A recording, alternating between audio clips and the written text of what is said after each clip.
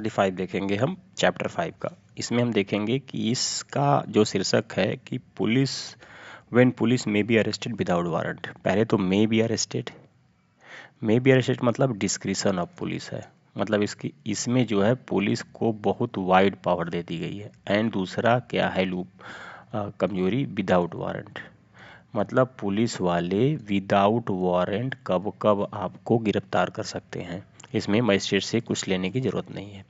इसमें ये भी देखेंगे हम कि ये देखेंगे, अच्छा सबसेक्शन 1 सबसेक्शन ए देख लीजिए कि जब पुलिस ऑफिसर को कॉग्निजेबल ऑफेंस की इंफॉर्मेशन मिले, ठीक है, पर्सन ऑफ पुलिस ऑफिसर को इंफॉर्मेशन मिले किसकी, कॉग्निजेबल ऑफेंस की।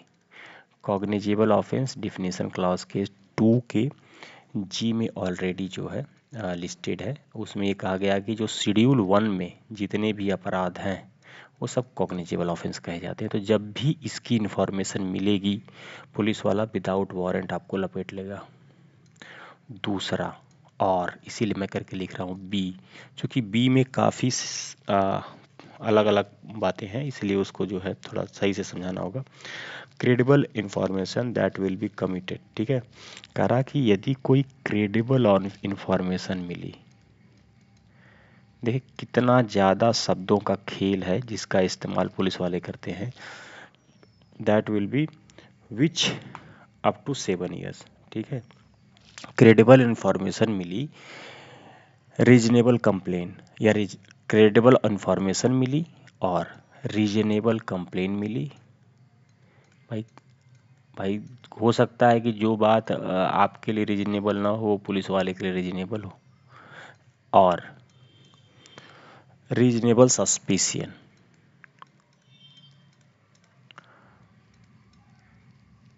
ठीक है, मतलब तीनों बात, या तो कोई सही सूचना मिली, या तो रीजनेबल कंप्लेन मिली, या तो रीजनेबल सस्पिशन मिला। इन तीनों कंडीशन में दैट विल बी, और ये तीनों जो है कंडीशन ये होनी चाहिए कि इससे 7 अप टू 7 ईयर्स की पनिशमेंट वाला अपराध हो। ये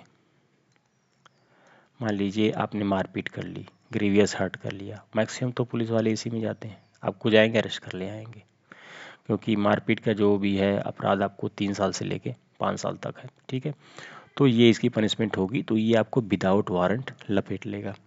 इसके अलावा, ठीक है, इसके अलावा प्रोविजो पार्ट दिया गया, ठीक है, इसके अलावा प्रोविजो पार्ट दिया गया है कि किन किन मामलों में अरेस्ट तो करोगे बट उसका रीजन राइटिंग में लिखोगे। शैल बी, ठीक है, रिकॉर्ड रीजन, इसमें रिकॉर्ड रीजन नहीं करेगा, लेकिन इसमें रिकॉर्ड रीजन लिखना पड़ेगा कि हमने क्यों record reason for making arrest. Liability रखी गई पुलिस वाले पे, सैल का यूज किया गया, ये प्रोविजो पार्ट है। इसमें पहला है reason to believe in such complain, मतलब उसको ये लगे reason to believe in such complain, तब वो आपको रिटन में लिखेगा, सैल भी मेंशन करेगा और वो आप बताएगा कि उसको क्या बिलीव हुआ। इसका 1 पार्ट है। दूसरा कह रहा है कि it is satisfy arrest to necessary, उसको केवल संतुष्टि हो। भाई सेटिस्फैक्शन को आप जो है पेपर पे मेजर नहीं कर सकते। सेटिस्फैक्शन जो है बस पुलिस वाला का एक सेटिस्फाई कि अरेस्ट नेसेसरी था मेरे लिए, अरेस्ट इज नेसेसरी। अब देखिए ये सब डिस्क्रिप्शन पे जाला, इसीलिए याद रखिएगा कि जो टैगलाइन है मे बी अरेस्टेड लिखा हुआ है, ठीक है। और तीसरा है इसमें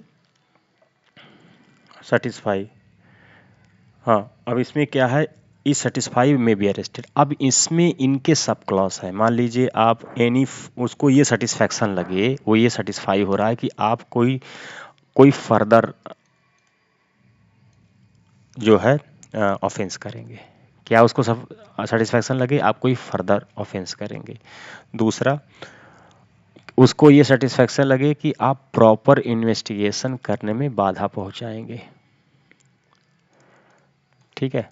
तीसरा, प्रॉपर, हाँ, एविडेंस को टेम्पर करेंगे, एविडेंस टेम्पर करेंगे। ठीक है, 3 हो गया। अभी 1 मिनट रुकिए, बता रहा हूँ। फोर्थ है टेम्पर करेंगे। डी कहता है कि मेकिंग देयरफॉर इंड्यूस, मतलब कह रहा है कि आप पर्सन जो एक्विटेड है विथ फैक्ट एंड, ठीक है, जो पर्सन कुछ फैक्टों को जानता है, पर्सन इक्वेंटेड विथ फैक्ट, उसको आप थ्रेट करेंगे या प्रॉमिस करेंगे कि भाई किसी से कहना मत। अगर आप उसको अफेक्ट करने की कोशिश करेंगे तो विदाउट वारंट जाके आपको अरेस्ट कर लेगा। Presence to court whenever required का, और उसको ये लगता हो कि जब रिक्वायर्ड होगा आपको कोर्ट में आने के लिए तो आप फरार हो जाओगे। तो ये ऐसी 5 कंडीशन है जिसमें रीजन टू बिलीव हो, उसको सेटिस्फैक्शन हो कि अरेस्ट नेसेसरी होगा, वो आपको अरेस्ट कर लेगा। ठीक है, तो ये ए और बी है। ठीक है, एक ए और बी का 5 सब क्लॉज है। ठीक, अब सी देखिए, सी कह रहा है कि मेक द 7 ईयर्स और मोर पनिशमेंट। अब 7 ईयर्स और भाई 7 ईयर्स टू लेस के लिए जब आप अरेस्ट कर रहे हो तो 7 ईयर्स पर मोस्ट के लिए तो अरेस्ट करोगे, क्योंकि ये थोड़ा और कॉग्निजिबल ऑफेंस हो गया आपका। ठीक है, 7 ईयर्स मोर कॉग्निजिबल ऑफेंस भी है और नॉन वेलेबल भी है। ठीक है, डी, आप प्रोक्लेम ऑफेंडर हो। प्रोक्लेम ऑफेंडर मैं ऑलरेडी वीडियो अपलोड कर चुका हूँ। बीएनएस की धारा 80 सब क्लॉज 4 में इसकी डिफिनीशन लिखी हुई है कब कोई प्रोक्लेम ऑफेंडर होता है।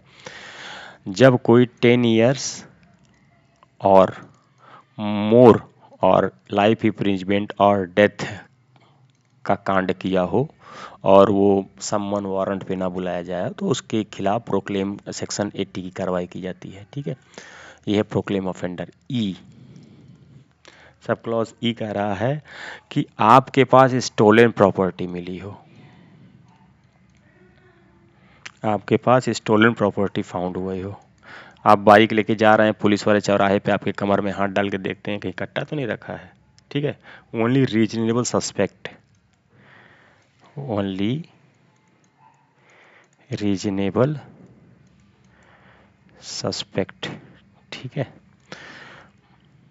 अगर आप मान लीजिए बाइक पे जा रहे हैं, ठीक है, बैठ के आप बाइक पे जा रहे हैं और पुलिस वाले चौराहे पे चेक कर रहे हैं और आए देखे आपका बाइक चेक करने लगे और उसमें कुछ डाल दिए डिग्गी में या कुछ दिखा दिए, देखो ये कट्टा लेके जा रहा, बस आपको गिरफ्तार कर लेंगे विदाउट वारंट। ठीक है, ई, एफ, यदि पुलिस वाले को आप ऑब्स्ट्रक्ट करेंगे, डिजर, अच्छा हाँ, obstruction A police officer while in execution duty, duty करते समय, ड्यूटी के दौरान पुलिस ऑफिसर को यदि आपने ऑब्स्ट्रक्शन पैदा किया तो आपको ले आके जेल में बंद कर देगा। ठीक है, ये एफ तक हो गया। एफ के बाद अगर वीडियो स्लो है तो आप जो है फास्ट फॉरवर्ड करके देख सकते हैं। दूसरा जे, ट्रांसफर टू पुलिस अरेस्ट, मतलब मान लीजिए वो एक पुलिस वाला है, वो दूसरे पुलिस वाले को कहा कि जाके उसको अरेस्ट कर लाओ, चाहे वो ओरली कह दे और चाहे वो रिटेन में कह दे।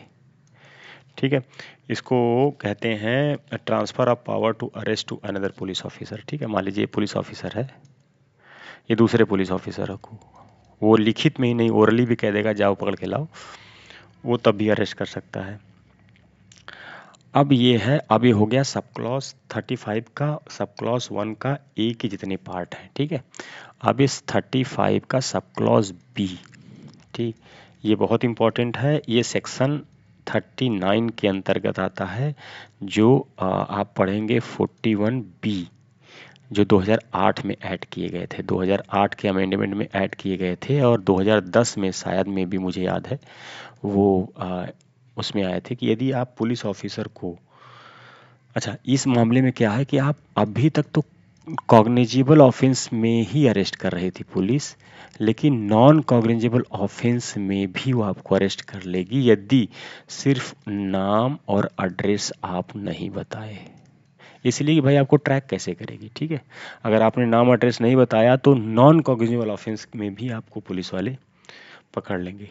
ठीक है, शैल बी अरेस्टेड लिखा है इसमें, उसके डिस्क्रिप्शन पे नहीं है, बस मतलब आपने नाम एड्रेस नहीं बताया तो कहेंगे ले चलो साले इसको थाने ले चलो। ठीक है, पुलिस वाले करते क्या है?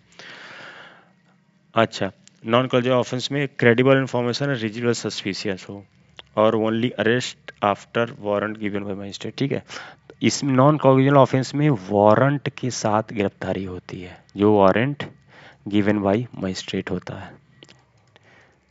मजिस्ट्रेट जो है आपको, पुलिस वाले को जब वारंट देगा तभी आप नॉन कॉग्निजेबल ऑफेंस में आप गिरफ्तारी कर सकते हैं। कॉग्निजेबल ऑफेंस में तो ऊपर सब दिए ही कब कब गिरफ्तारी कर सकते हैं, लेकिन इसमें भी इसका एक्सेप्शन है। ये सेक्शन 39 है कि यदि आपने नाम एड्रेस नहीं बताया तो पुलिस वाले आपको निपटा देंगे।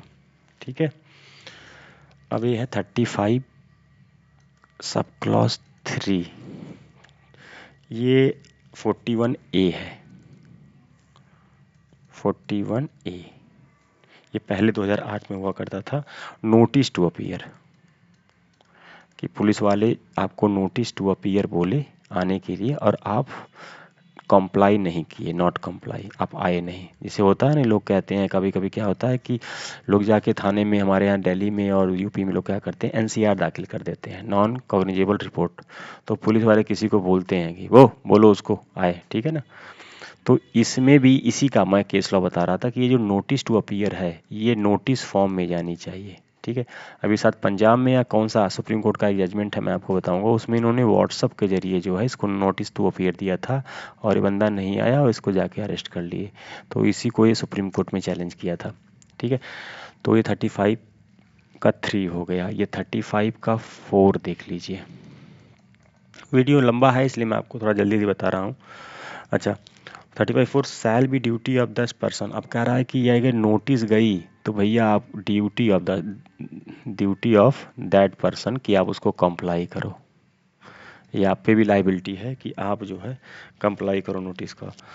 और वो कह रहा है कि अगर वो कंप्लाई करता रहा तो नॉट बी अरेस्टेड। अगर वो बुलाने पे, एनसीआर पे या किसी भी रिपोर्ट पे वो चला गया तो उसको अरेस्ट नहीं करे। लेकिन पुलिस वाले क्या करते हैं, आपको बुला के गिरफ्तार कर लेंगे, बुला लेंगे कि व्हाट्सएप पे भेज देंगे, आपको बुला देंगे किसी से, प्रधान से या किसी से कह देंगे, सरपंच से, और बुला के अरेस्ट कर लेंगे। ठीक है, ये 35 का 4। और कह रहा है कि यदि आप वो ड्यूटी को कंप्लाइंग कर रहे हैं तो वो नॉट अरेस्टेड है, लेकिन वो अरेस्ट कर ही लेते हैं तब भी 35(4) में। ठीक है, 35 सब क्लॉज 5। ठीक है, अब मान लीजिए उसको आपने जो है वो कंप्लाई नहीं किया। ठीक है, not arrested unless reason to be recorded, मतलब अगर वो आया थाने, ठीक है, नोटिस पे आया और आपने उसको फिर भी अरेस्ट कर लिया। ठीक है, तो आपको रीजन लिखना पड़ेगा, रीजन ऑफ द अरेस्ट। आपको ये लिखना पड़ेगा कि आपको क्या लगा, तो वो कुछ ना कुछ रिपोर्ट में लगा ही देते हैं, आउट टू बी अरेस्टेड। ठीक है, 35(6) कह रहा है कि जो नोटिस मिली है आपको, किसमें, 35(3) में, अगर वो जो नोटिस मिली है ना उसको आपने कंप्लाई नहीं किया तो आपको पक्का अरेस्ट कर लेगा। वो ऐसे अरेस्ट कर ले रहा है, वैसे नहीं अरेस्ट करेगा। Fail to comply arrested. 35(7) ये थोड़ा सा इम्पोर्टेंट है, ऐड किया गया है। कह रहा है कि यदि 3 साल या उससे लेस का कोई अपराध है, ठीक है, और जो अपराध करने वाला इन्फर्म है और 60 ईयर्स टू एबव है, ठीक है, तो आप अरेस्ट नहीं करेंगे, नॉट अरेस्ट। ठीक है, करेंगे भी तो approval of DSP, approval of district deputy superintendent of police, जिसको आप कहीं कहीं पे लोग सीओ कहते हैं। ठीक है, तो ये है 35 का सेक्शन। वीडियो कैसा लगा आप बताइएगा, 15 मिनट हो गया है। Thank you.